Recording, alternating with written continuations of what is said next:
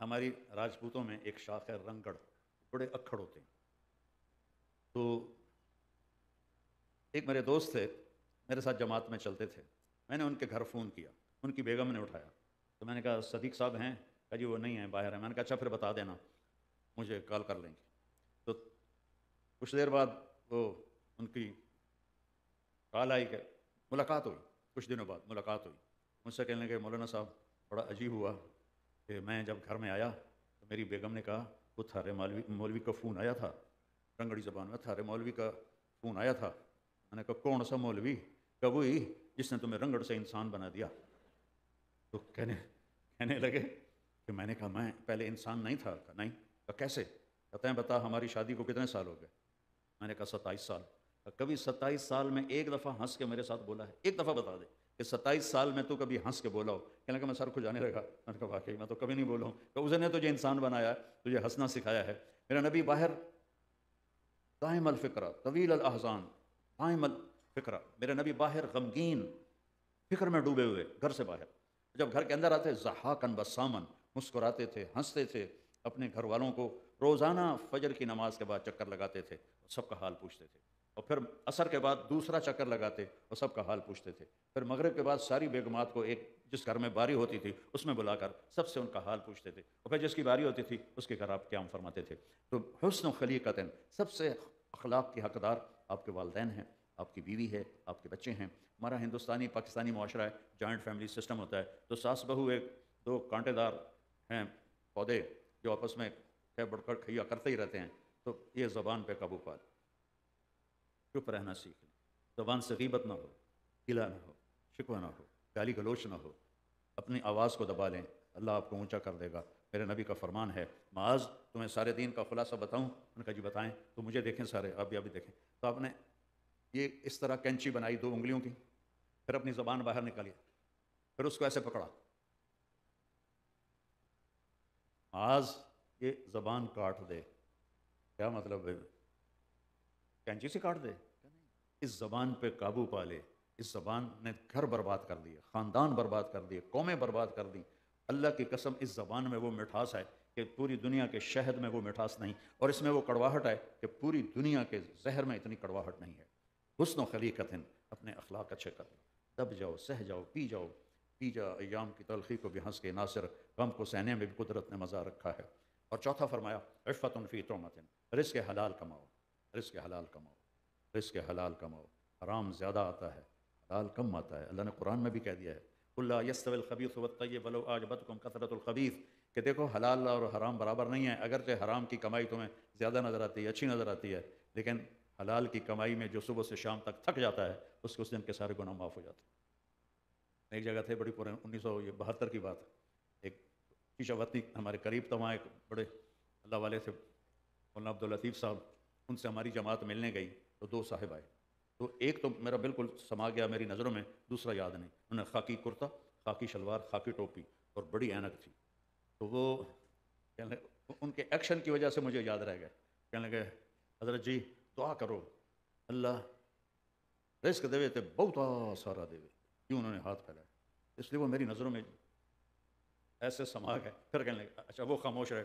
پھر کہنے لگے حضرت جی دعا کرو اللہ رزق حلال دے تے بہت سارا دے. تو دوسری دفعہ انہوں نے کہا حلال تو تھوڑا ہی لبو، حلال تو تھوڑا ہی لبو. تو رزق حلال کمانے سے وہ گناہ معاف ہوتے ہیں جو نوافل سے بھی معاف نہیں ہوتے. یہ چند 4 باتیں ہیں، فرائض ہیں. کسی پر زیادتی ہو جائے معافی مانگو. کوئی زیادتی کر کے معافی مانگنے معاف کرو. معاف کرنے میں جلدی کرو، معافی مانگنے میں جلدی کرو. اپنی اولاد کو ٹائم دو. آپ ایسے ماحول میں ہیں، اگر آپ نے اپنی اولاد کو ٹائم نہ دیا، ڈبل جابیں، خامد کی 2 جابیں ہیں، ساتھ بیوی بھی جاب کر رہی ہے، تو یہ اولاد آپ کے ہاتھوں سے نکل جائے گی. اور یہ ہو سکتا ہے اسلام سے ہی نکل جائے. اپنے وقت، میں یہ نہیں کہتا ہوں کہ اولاد کو ٹائم دے کر ان کو نصیحت کرو، ان کے ساتھ بیٹھو، ان سے محبت اور پیار کی بات کرو. جب ساری فیملی بیٹھے تو فون آف کر دو. بیوی بات کر رہی ہوتی ہے، خامد کا فون ٹن ٹن کرتا ہے، وہ سننے لگ جاتا ہے، بیوی کا دل کھٹا ہو جاتا ہے. ایسے بھی انسانی مزاج کے خلاف ہے. خامد بات کر رہا ہوتا ہے، بیوی کا فون بج جاتا ہے، وہ فون سننے لگ جاتی ہے، تو خامد کا دل خراب ہوتا ہے.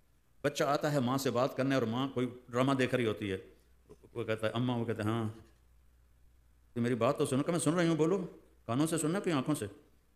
کہتا ہے میری ضروری بات ہے کہ چل دفعہ ہو جا بعد میں آنا. اس نے بچے کو ذبح کر دیا، بچے کو ذبح کر دیا. میرے نبی اکرموا اولادکم، اولاد کو عزت دو. آپ کیسی عزت دیتے تھے؟ حضرت فاطمہ رضی اللہ تعالیٰ عنہ جب آپ کے گھر آتی اور یہ دیوار میرے نبی کی آنا جانا ہر وقت تھا، تو جو آپ کرسی پر بیٹھے ہوئے ہیں یا آپ چارپائی پر بیٹھے ہوئے ہیں، ایک کرسی میرے نبی کے گھر میں تھی کہ آپ زمین پر بیٹھے ہوئے ہیں تو آپ ایک دم کھڑے ہو جاتے تھے، اور کھڑے ہو کر وہیں نہیں کھڑے رہتے تھے، ایسے حضرت فاطمہ کا ہاتھ پکڑتے اور اس کا بوسہ لیتے ایسے کر کے، پھر ہاتھ پکڑے پکڑے ان کو لاتے اور ان کو پہلے بٹھاتے چارپائی پر، اس کے بعد وہ خود بیٹھتے تھے کہ آپ نے اپنی بیٹی کو عزت دے کے دکھایا. ہمارے یہاں تو کسی بیٹی پیدا ہو جائے تو رونے لگ جاتے ہیں، اور اس بیچاری کے اوپر ایک چند سال کی بات ہے، ایک نوجوان خوبصورت بچی کہا جی مجھے طلاق ہو گئی ہے. میں نے کہا کیوں؟ کہا وہ پہلی بیٹی پیدا ہوئی تو میری ساس نے کہا یہ منحوس ہے، ہمیں طلاق دے، انہوں نے طلاق دی. اللہ کے نبی یوں اپنی بیٹی کی عزت فرماتے تھے. تو یہ چند چیزیں ہیں میں نے آپ کو مختصر بتائی ہیں، ان میں پھر کبھی کوئی گڑبڑ ہو جائے تو یا اللہ معاف کر دے تو اللہ معاف کر دیتا ہے. لو بلغت الذنوب کانان السما، اتنے گناہ کر کے آسمان کی چھت کو چلے جائیں، پھر ایک دفعہ کہنا یا اللہ معاف کر دو، اللہ کہتا میں ساری معاف کر دوں گا ولا ابالی، مجھے کوئی پرواہ نہیں ہے. تو میرے عزیزو، آپ ایک ایسے دیس میں رہ رہے ہو، اگر آپ نے اپنی اولاد کو ٹائم نہ دیا تو وہ دہریے ہو جائیں گے، وہ اسلام سے باغی ہو جائیں گے، وہ اسلام کو چھوڑ دیں گے.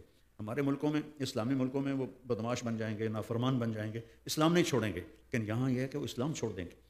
تو اپنی اولاد کو ٹائم دیں، ان کے ساتھ بیٹھیں، ان کی سنیں، غور سے سنیں ان کی، اور ان کو عزت دیں، ان کو احترام دیں. تو پھر وہ انشاءاللہ آپ کے ساتھ جڑیں گے، آپ کے بنیں گے، آپ سے محبت کریں گے.